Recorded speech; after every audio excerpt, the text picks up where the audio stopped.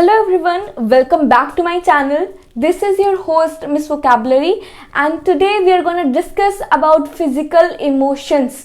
जो emotions हम physically अपनी body से feel कर सकते हैं उसको हम बोलते हैं physical emotions. तो ये कुछ physical emotions मैंने यहाँ पे list करके रखे हैं. अब मैं उनको एक एक करके explain करूँगी. So without wasting any time, let's get into it. Now coming to our first one, the first emotion that we are discussing now is worn out. WORNOUT. अब worn out का मतलब क्या होता है? worn out एक तरह से किसी चीज कोई चीज फटी होती है तो उसको भी हम worn out बोलते हैं. बट यहाँ पे फिजिकल इमोशंस की जगह पे हम यूज करें तो worn out टर्म तब यूज होता है जब आप कोई काम करके या आप कोई वर्कआउट करके या फिर आप कोई फिजिकल एक्सरसाइज करके जब आप थक जाते हैं तब आप क्या हो जाते हैं worn out.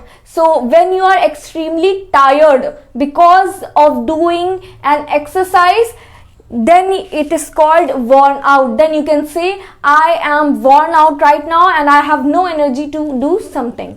Alright? तो एक बार फिर रिपीट करूंगी. worn out का मतलब वो होता है कि जब आप कोई एक्सरसाइज करके या फिर कोई भी फिजिकल वर्कआउट करके जब आप थक जाते हैं then you are worn out. Now coming to our second one is starving.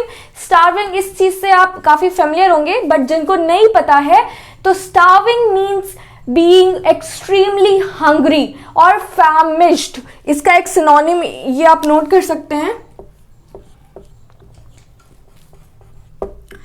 इसका एक सिनोनिम famished भी होता है जब आप बहुत ही ज्यादा भूखे होते हैं. then you are starving at that moment when you are extremely hungry. अगर आप किसी के घर जाते हैं आप घर गए आपने कहा मम्मा I'm starving right now. it means आप क्या कहना चाहते हैं कि आप बहुत ही ज्यादा भूखे हैं और मुझे जल्दी से जल्दी खाना दीजिए. Alright, now coming to our third one. Our third one here, the physical emotion is dizzy.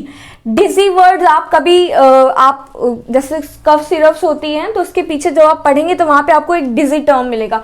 डिजी मतलब जब आपको चक्कर आ रहा होता है. हम लोग हिंदी में कहते हैं ना हमें चक्कर आ रहा है, सर घूम रहा है और आप गिर जाते हैं तो उसको डिजीनेस बोलते हैं.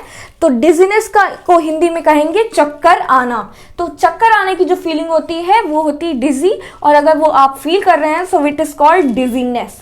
Alright, now coming to our fourth one. Our fourth one here is nauseous. Nauseous मतलब होता है जब आपको उल्टी आ रही होती है, जब आपको उल्टी जैसा फील हो रहा होता है. आप कहते हैं मेरा जी मत लाना, जिसको हिंदी में कहते हैं जी मत लाना. तो अगर आपका जी मतला रहा है तो आप उसको इंग्लिश में क्या करेंगे? I am feeling nauseous. Nauseous मतलब जी मत लाना या फिर अबाउट टू वॉमिट.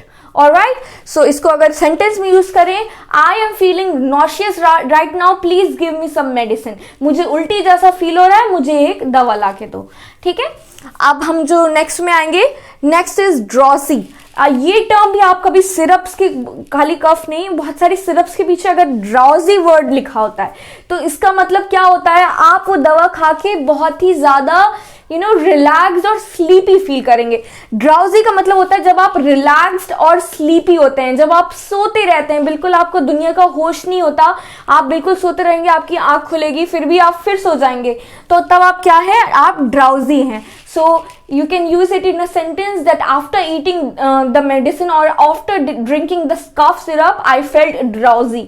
Drowsy मतलब कोई भी दवा खा के जब आप बिल्कुल बेहोशी जैसी हालत में आ जाते हैं, बिल्कुल नींद में होते हैं, रिलैक्स होते हैं या फिर बहुत जब मौसम बहुत बाहर ठंडा होता है आप गर्म एक कंबल ओढ़ के लेते हैं तो आप क्या फील करते हैं? ड्राउजी फील करते हैं. Alright, now coming to our next one. Our next one here is lethargic. Lethargic मतलब होता है एक्सट्रीमली डिप्राइव्ड ऑफ एनर्जी. अगर आपके अंदर बिल्कुल एनर्जी नहीं बची है कोई भी काम करने की then you are feeling lethargic. Alright, आप इसको किसी सेंटेंस में यूज करें तो लिथर्जिक आप यूज कर सकते हैं. After playing cricket I was feeling lethargic मतलब मेरे अंदर कुछ भी करने की ताकत नहीं बची है, मैं बहुत ही ज्यादा ड्रेन्ड हो गया हूं एनर्जी का, बिल्कुल भी एनर्जी नहीं बची है. ठीक है, अब लास्ट में आएंगे. Last physical emotion is restless. Restless जैसे आप इसको समझ ही सकते हैं, रेस्टलेस यहाँ पे आराम लेस. तो रेस्टलेस का मतलब क्या होता है कि जब आप बहुत ही ज़्यादा अनईजी फील करते हैं, आप कंफर्टेबल नहीं होते हैं, आपको उलझन हो रही थी, हिंदी में से कहें तो उलझन। तो अगर आप किसी चीज़ को लेके सैड हैं, या फिर आप बहुत ही ज़्यादा एक्साइटेड हैं, या फिर आप जो है बहुत ही ज़्यादा इम्पेशेंट हैं, कोई चीज़ अगर आपसे सब्र नहीं हो रही है, so what you call it, we call it restless. So आप इसको अगर सेंटेंस में यूज करें तो when her results were coming out she was feeling extremely restless. उसको बिल्कुल भी चैन नहीं पड़ रहा था और वो बहुत ही ज्यादा परेशान हो रही थी, बहुत ही उलझन में थी कि उसका रिजल्ट कैसा आने वाला है।